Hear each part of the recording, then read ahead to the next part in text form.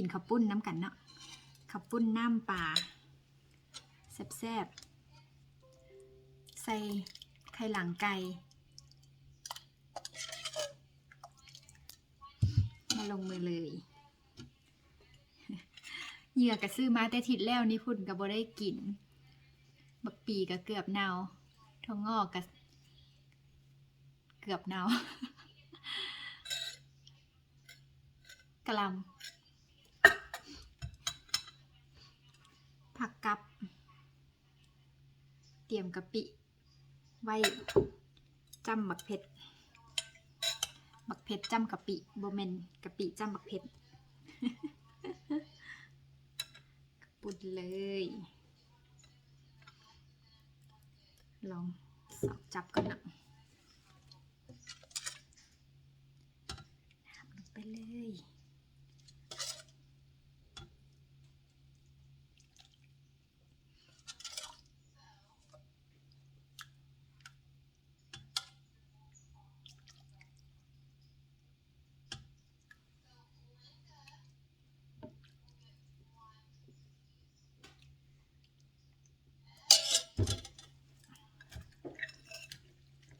น้ำ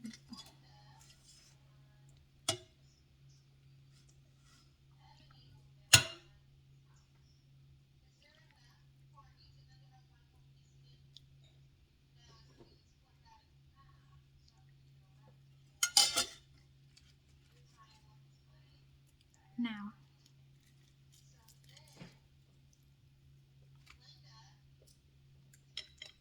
ลืมเจียดเสร็จมือเอาเจียดเสร็จมือกัน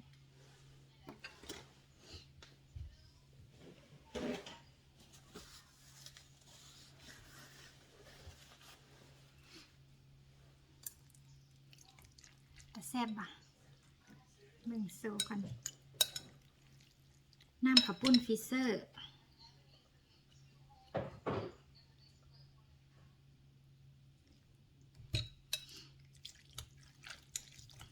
มาเลยแบบนี้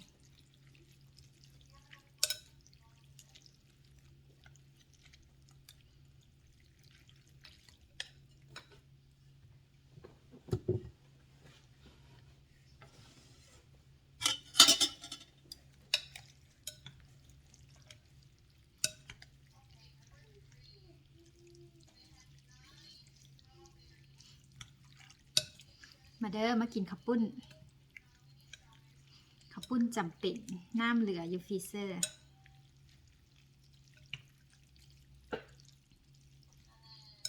กินมาลูกยังบอกกับใจมันอะไรพอยังบูทาร์ให้อันเดิม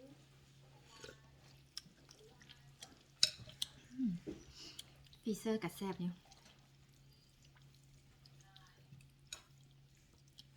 มาเด้อแบบนี้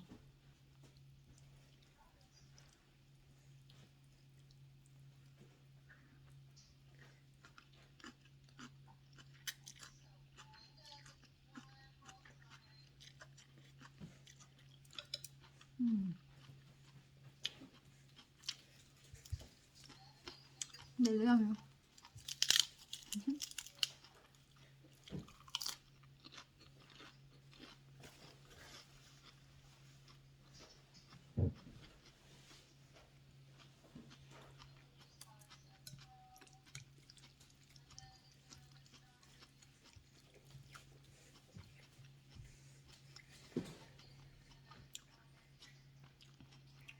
ไข่หลังไก่หรือว่าไข่หำไก่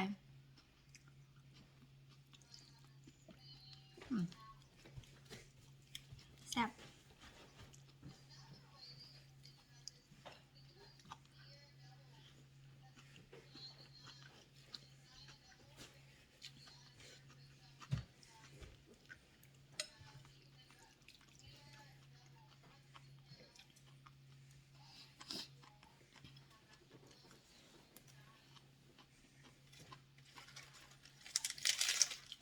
เคี่ยวแต่ว่าเผ็ดเยอะบอกเผ็ด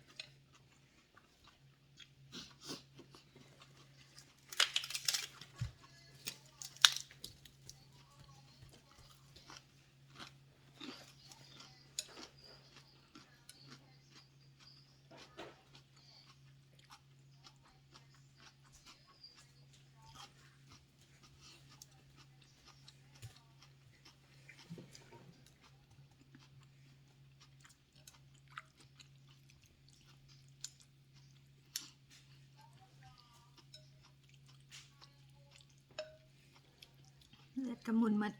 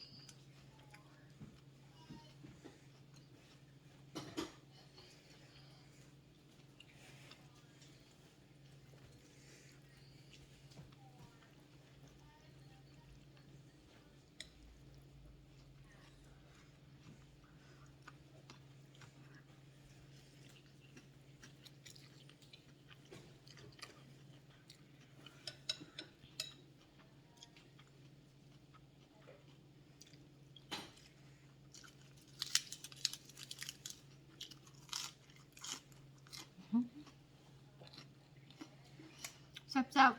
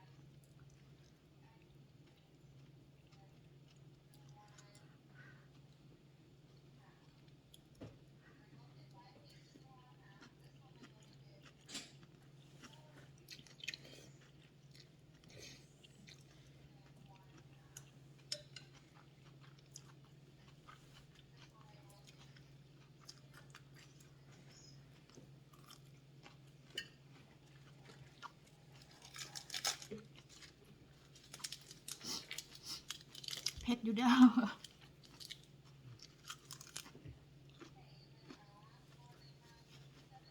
Abigail, ready? Abigail, B or D? Okay. You make the right decision. What was it? I have to break my crayon. No. But you pick D. That means don't break crayon. Okay. เลือด